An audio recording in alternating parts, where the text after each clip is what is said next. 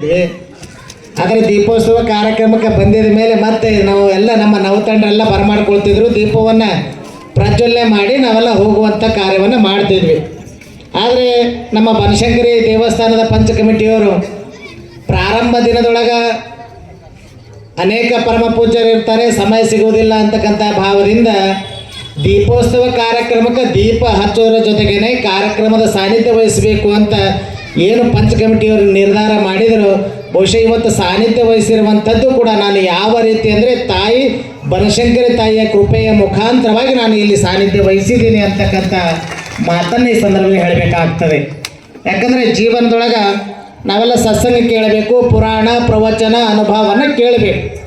ಕೇವಲ ಜಾತ್ರೆ ಅಂದಾಗ ಈ ಜಾತ್ರೆಯ ಸಡಗರ ಭಾಳ ದೊಡ್ಡದಿರ್ತದೆ.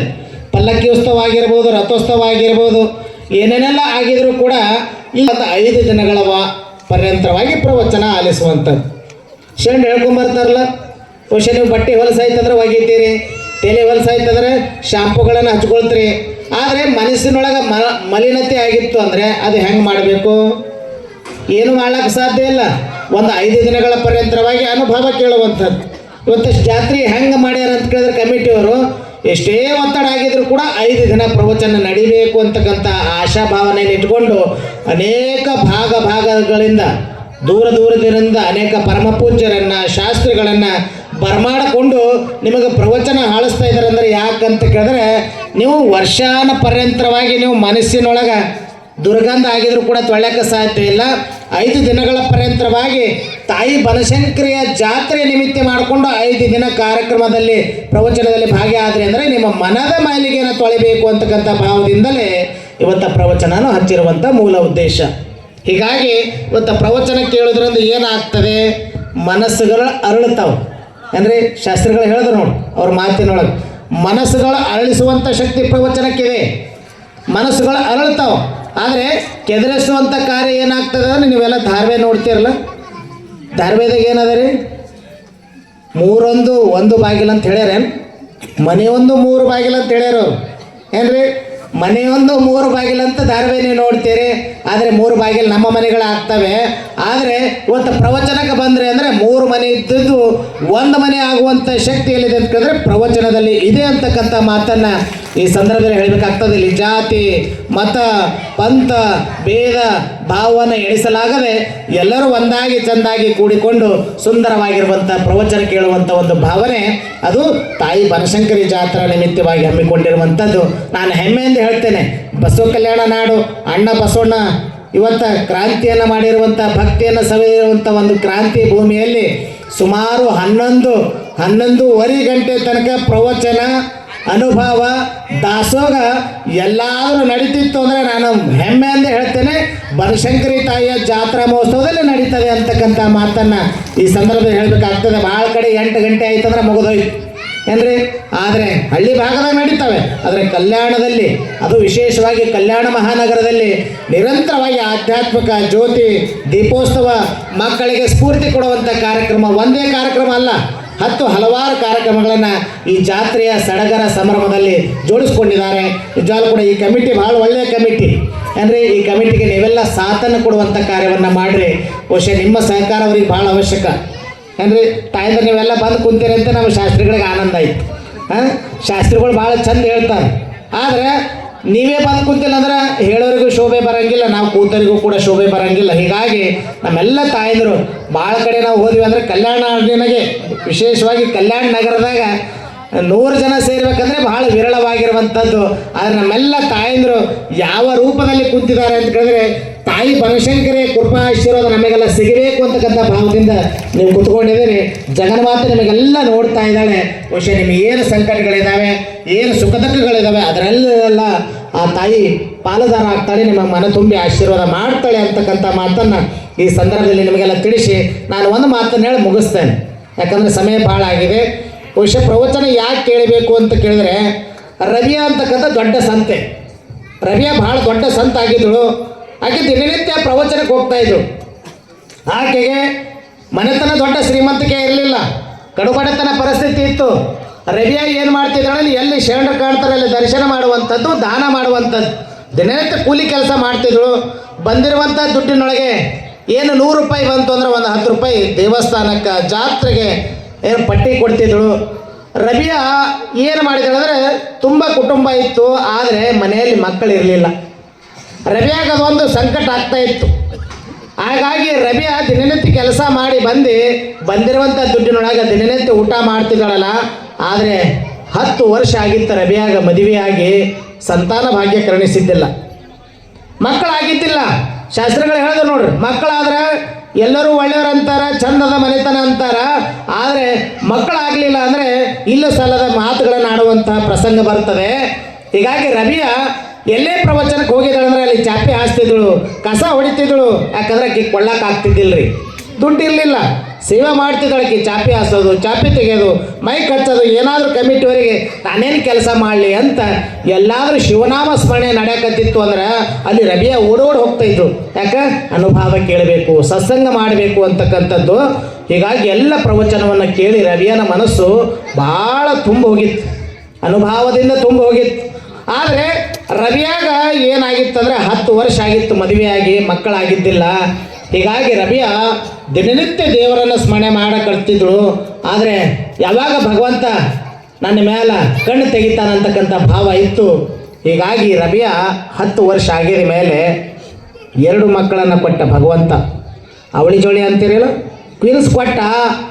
2 ಮಕ್ಕಳನ್ನು ಕೊಟ್ಟಿದ್ದಾನೆ. ಕೊಟ್ಟಿರುವಂಥ ಮಕ್ಕಳಿಗೆ ಲಾಲನೆ, ಹಾಡನ್ನು ಹಾಡುವಂಥದ್ದು, ಉಣಿಸುವಂಥದ್ದು, ಹೀಗೆ ಮಾಡ್ತಾ ಮಾಡ್ತಾ ಮಾಡ್ತಾ 5 ವರ್ಷ ಆಗಿತ್ತು. 5 ವರ್ಷ ಆಗಿದ ಮೇಲೆ ಆ ಮಕ್ಕಳು ಶಾಲೆಗೆ ಹೋಗಿದ್ದು ಬಂದಿದ ಮೇಲೆ ಏನಂತೀರಿ, ಬ್ಯಾಗು ಮನೆಯಲ್ಲಿ ಬಿಸಾಕಿ ಹೊರಗೆ ಆಟ ಆಡಕ್ಕೆ ಹೋದ್ರಿ 2 ಮಕ್ಕಳು. 10 ವರ್ಷ ಸಂಕಲ್ಪ ಮಾಡಿದಳ ತಾಯಿ. 10 ವರ್ಷದ ಫಲ ಭಗವಂತ ಆಶೀರ್ವಾದ ಮಾಡಿದ್ದ. ಆದರೆ ಮಕ್ಕಳು ಆಟ ಆಡಕ್ಕೆ ಹೊರಗಡೆ ಹೋಗಿದ್ದಾವೆ.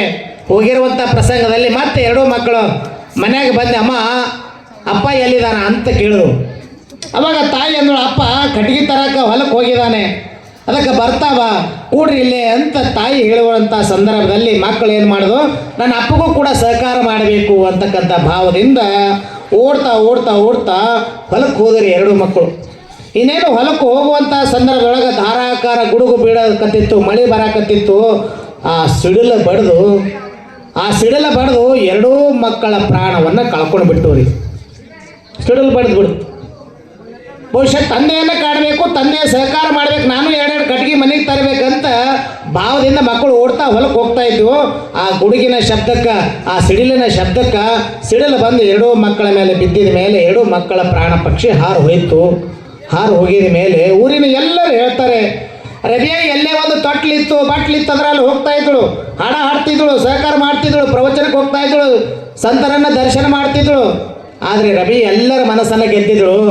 ಅವಾಗ ರಬಿಯಾಗೆಲ್ಲ ಊರಿನ ಜನರು ಬಂದು ಹೇಳ್ತಾರೆ, ರಬಿಯಾ ನೀನು 2 ಮಕ್ಕಳನ್ನೇ ಹೆತ್ತಿದ್ದಿ, ಆದರೆ ನಿನ್ನ 2 ಮಕ್ಕಳು ಇವತ್ತಿಲ್ಲ. ಯಾಕಂದರೆ ಸಿಡಿಲು ಬಡ್ದು ನಿನ್ನ 2 ಮಕ್ಕಳು ಹೋಗಿಬಿಟ್ಟಾವ ಅಂತ ಸುದ್ದಿ ತಂದು ಮುಡಿಸಿದ ಮೇಲೆ ರಬಿಯಾ ಕಣ್ಣೀರು ಹಾಕಕ್ಕೆ ಪ್ರಾರಂಭ ಮಾಡ್ತಾಳೆ.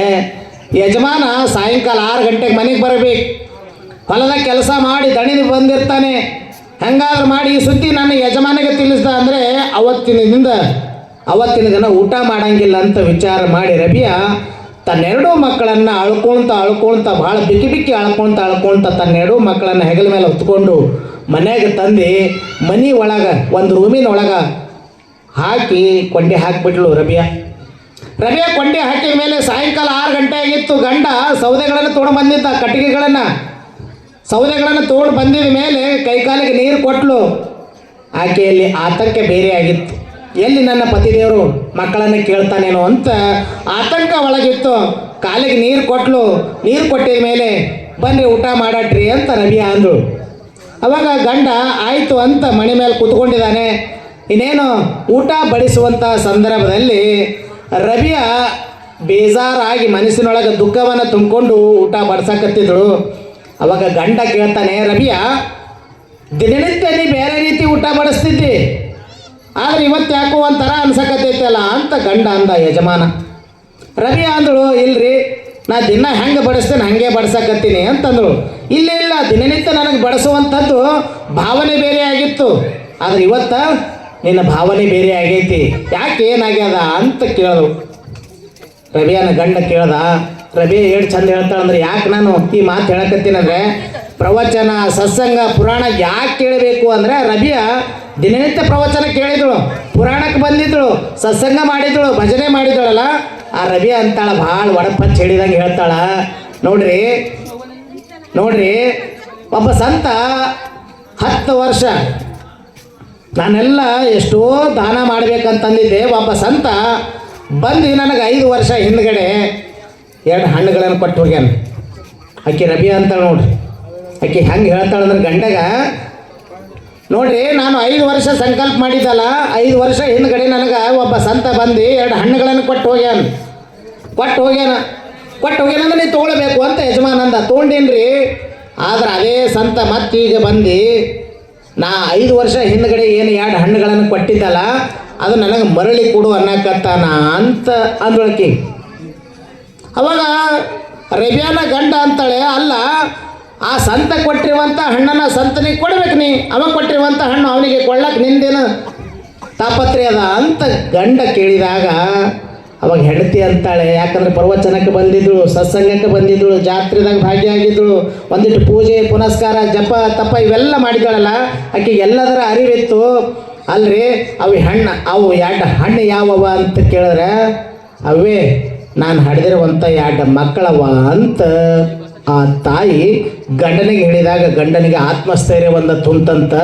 ಗಂಡ ಅಂತಾನಂತೆ, ರವಿಯ 2 ಹಣ್ಣುಗಳನ್ನು 5 ವರ್ಷದಿಂದ ಕೊಟ್ಟು ಹೋಗ್ಯಾನಲ್ಲ, ಆದರೆ ಮತ್ತವು ಪ್ರಾಣ ಪಕ್ಷಿ ಆಹಾರ ಹೋಗ್ಯದಂದ್ರೆ ನನಗೇನು ಸಂಕೋಚ ಅಲ್ಲ, ಅವ ಕೊಟ್ಟಿರುವಂಥದ್ದು ಅವನಿಗೆ ಕೊಟ್ಟೇವೆ. ಆದರೆ ಮತ್ತೆ ನೀನು ಸೇವೆ ಮಾಡು, ಪ್ರವಚನಕ್ಕೆ ಹೋಗು, ಸತ್ಸಂಗ ಹೋಗು, ಮತ್ತೆ ಆ ತಾಯಿ ಜಗನ್ಮಾತೆ ಬನಶಂಕರಿ ನಿನ್ನ ಮನೆ ತುಂಬಿ ಆಶೀರ್ವಾದ ಮಾಡ್ತಾಳೆ ಅಂತಕ್ಕಂಥ ಆತ್ಮಸ್ಥೈರ್ಯವನ್ನು ಯಜಮಾನ ಹೆಂಡತಿಗೆ ತುಂಬ್ತಾನಂತ. ಹೇಳುವಂಥ ತಾತ್ಪರ್ಯವೇನು? ಪ್ರವಚನಕ್ಕೆ ಬರಬೇಕು, ಸತ್ಸಂಗಕ್ಕೆ ಬರಬೇಕು, ದಾನ ಮಾಡಬೇಕು, ಪ್ರವಚನ ಕೇಳಬೇಕು, ಭಜನೆಗಳನ್ನು ಮಾಡಬೇಕು. ಏನ್ರಿ ಸ್ವರ್ಗ ಎಲ್ಲೈತಿ? ಯಾರೋ ಹೋಗಿ ಬಂದಾರೆ? ಲೆಟ್ರ್ ಹಾಕ್ಯಾರೆ ನಿಮಗೆ ಸ್ವರ್ಗ ಭಾಳ ಚಂದ ಅದರಿ ಅಂತ? ಇಲ್ಲ. ಎಲ್ಲಿ ಹಾನೋ ಪರಮಾತ್ಮ, ಎಲ್ಲಿ ಹಾನೋ ಬಲ್ಲಂತ ಮಹಾತ್ಮರಲ್ಲಿ ಬಲ್ಲಿ ಹಾನೋ. ನಿಂಬಲ್ಲೇ ಪರಮಾತ್ಮ ಇದ್ದಾನೆ. ಯಾವ ರೀತಿ ಸ್ಮರಣೆ ಮಾಡಬೇಕು? ಭಗವಂತನಿಂದ ಏಕಾಂತದಲ್ಲಿ ನೀವು ಒಂದು ಸಲ ಸ್ಮರಣೆ ಮಾಡಿದ್ರೆ ಅಂದರೆ ಸಾಕ್ಷಾತ್ಕಾರ ಆಗುವಂಥ ಒಂದು ಭಗವಂತ ಇವತ್ತು ನಿಮ್ಮ ಮಧ್ಯೆ ಇದ್ದಾನೆ. ನಾವೆಲ್ಲ ಸ್ಮರಣೆ ಮಾಡುವಂಥ ಕಾರ್ಯವನ್ನು ನೀವೆಲ್ಲರೂ ಕೂಡ ಮಾಡೋಣ ಅಂತಕ್ಕಂಥ ಮಾತನ್ನು ಈ ಸಂದರ್ಭದಲ್ಲಿ ನಿಮಗೆಲ್ಲ ತಿಳಿಸಿ ನಾ ಯಾವಾಗಲೂ ಹೇಳ್ತೀನಿ, ಏನು ಅಂತ ಕೇಳಿದ್ರೆ ನಮ್ಮ ನವತಂಡು ಯುವಶಕ್ತಿ ಬೆಳಿಬೇಕು. ನಮ್ಮೆಲ್ಲ ಬನಶಂಕರಿ ದೇವಸ್ಥಾನದ ಪಂಚ ಕಮಿಟಿ ಹೆಂಗದ ಅಂದರೆ ಯುವಕರಿಗೆ ಸ್ಫೂರ್ತಿ ಕೊಡುವಂಥದ್ದು. ಆ ಯುವಕರು ಹೆಂಗೆ ಮಾಡ್ಯಾರ ಅಂತ ಕೇಳಿದ್ರೆ, ಪ್ರತಿ ವರ್ಷ ಮಠಕ್ಕೆ ಹೋಗಿ ಇವರೆಲ್ಲ ಕಮಿಟಿಯವ್ರು ಹೇಳ್ತಾರೆ, ನೋಡ್ರಪ್ಪ ಗುರುಗಳಿಗೆ ಹಂಗೆ ಹೇಳಬಾರ್ದು. ನಮ್ಮ ಪರಂಪರೆ, ಭಾರತೀಯ ಸನಾತನ ಸಂಸ್ಕೃತಿ ಪರಂಪರೆ ಏನು ಅಂದರೆ, ಮಠಗಳಿಗೆ ಹೋಗಿ ಭಿನ್ನ ಹಾಕಿ ಯಪ್ಪ ಬರಬೇಕ್ರಿ. ನಾನು ಭಾಳ ಜನ ಯುವಕರಿಗೆ ಅಂದೆ, ಯಾಕೆ ಬರ್ತೀರಪ್ಪ ಅಂದರೆ, ಇಲ್ರಿಯಪ್ಪ ಇದು ಪರಂಪರೆ ಅದ, ನಾವು ನಿಮಗೆ ಹೇಳಬೇಕು, ನೀವು ಬರಬೇಕು ಅಂತ.